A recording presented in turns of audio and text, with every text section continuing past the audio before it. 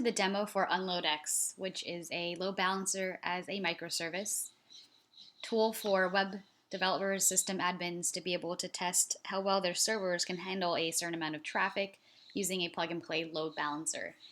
This web application was built with Angular 2, RxJS on the front end, and Node for the API server with a load balancer written in Go. And we use Postgres as our database.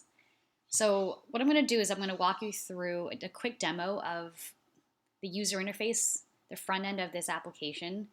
And then from there, I'm going to take you through our architecture and really how the back end works, because that's where a lot of this magic happens. So starting from the beginning, the user has the ability to create an account and log in. And what's really special about this application is that we're able to scale horizontally and allow each user to have its own unique load balancer IP. So we generate a new EC2 instance in AWS, a new load balancer for each user. When the user logs in, if the user is new and they don't have an IP and another load balancer, the application will pause and we will generate that load balancer and wait for that load balancer instance to be spun up and ready to go before we actually allow this button here to be undisabled and allow them to run a test. I'm logging in as Bob Jones, and he already has a load balancer, so he should be rocking and rolling, and we'll show you the demo. So on the front end, what you do is you enter the IP addresses of the servers on your website to test and see how well they can handle a certain amount of load with our load balancer. So what we're going to do is we're going to enter IP address of 2 of our servers just for testing purposes. You can use any specific endpoints as needed. Application type is a web server. And as we get this entered, again, endpoint is optional. Just notice that you can enter as many IPs as you want. The fields will continue to increase depending on the number of servers you have. So we have not placed a limit on that. The last line is entering how many requests per user you want to simulate traffic on. And this current application has a default of 15 concurrent users at the same time. So 5 times 5 requests per user times 15 concurrent users would be about 75. We'll just do 5 just for testing purposes and click Run Test. So when you click Run Test, your server IP information will be sent to the load balancer to store. And we have a traffic generating service that will start generating the amount of traffic towards your servers that you're looking for. So this takes a couple seconds. It's longer depending on how much traffic you're generating. But once that data is ready, we have response data from the load balancer on how well your servers have handled that amount of traffic, and also some server health information. We'll be able to click to see test results, and the data will be visualized onto the page using D3 for easy analysis. So just going through this rather quickly, you'll see first is summary response status data, total number of requests, the success rate, so number of status 200 codes. This is pretty boring response because everything was status 200, so servers are working pretty well. A latency analysis, you have the average, the max, the min, and the standard deviation in milliseconds. And we have all this graphed as well through our nice little D3 graph. And what's really exciting and interesting is we're able to include some server health analysis as well using the OS module. So we're able to look at your servers and get an idea of what percentage of memory is being used and also what the current percentage of CPU has been used as well. This is the data that we actually use to load balance based on server health on the back end. So it's really interesting, very easy for you to just analyze and see and test what your website servers can do. And here's just a pretty fun and interesting network architecture graph in D3 to play around with as well. So moving on to just the architecture and how the application here works. So you can see right here, this was the architecture of this application. Let me see if I can zoom out just a little bit so you can see everything here. But essentially what you'll see is we have the front end on the left side. You can't see the front end right now, but we have our API server sitting on a separate EC2 instance in Amazon. We have our database, so everything's connected to the database here.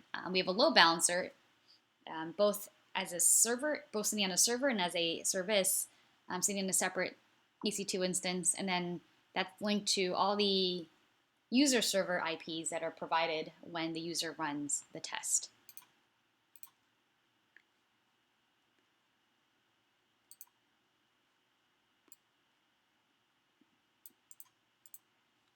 Next, I want to show you how we're able to scale horizontally. So you'll see we are able to handle multiple clients. Each client, as they're created, generates a new load balancer instance. And that's how we're able to make sure that our load balancers aren't overwhelmed with too many tests being run at the same time by separate users. So just walking through the flow of how the application works. I'm going to quickly walk you through just how the flow. So I showed you the demo of this, but basically when the user signs in, the information is routed to our API server, checks if the user exists or not, and if they're in the system, great. We'll just pull their load balancer IP and allow them to run tests on it. If not, we're going to generate a new load balancer instance in AWS. We have a Docker image that we spin up, and we make sure that the load balancers are pretty much exactly the same. We test to see that load balancer is available, and of course we create the new user in our database. So once the load balancer is available, we send a signal back to our API server to let us know that we're ready to start balancing load.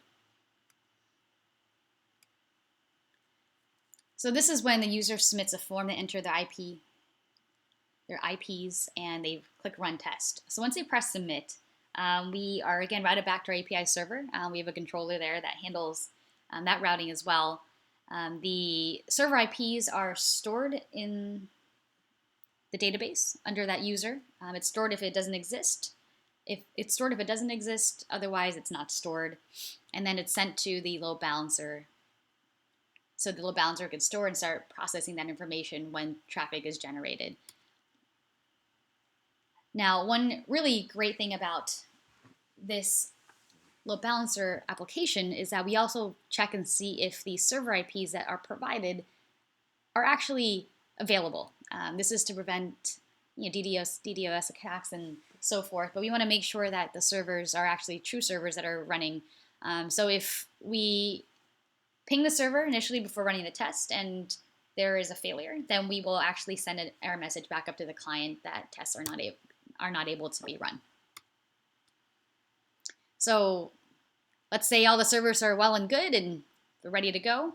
We'll send a response back to our server to start our seed service. We have a request sent to our seed utility service to start generating traffic. The seed service is also written in Go and sits on a separate server. And we're sending the amount of traffic that the user asks us to send. All that traffic gets sent to the load balancer IP, which routes it and load balances to all the servers that the user has entered and wants us to test. In parallel, the server health data that we showed you earlier, that's getting collected from each server on a regular basis throughout the test, is aggregated and sent back to the API server to be sent back to the client and logged to the database. So once the traffic load operation is finished, all that data is logged into a text file, which is sent back to the API server. We have a controller that parses and handles all that data, maps and reduces it, and sends it back to the database. And finally, once that large data set that's been parsed and is put in a data structure that the client can use on the front end, we send that through a WebSocket, and it's subscribed to using an observable from the front end to the back end. And here is our database schema. Just shows just some of our tables using Postgres. And basically that's it. So again, this is UnloadX, and appreciate your time watching our demo.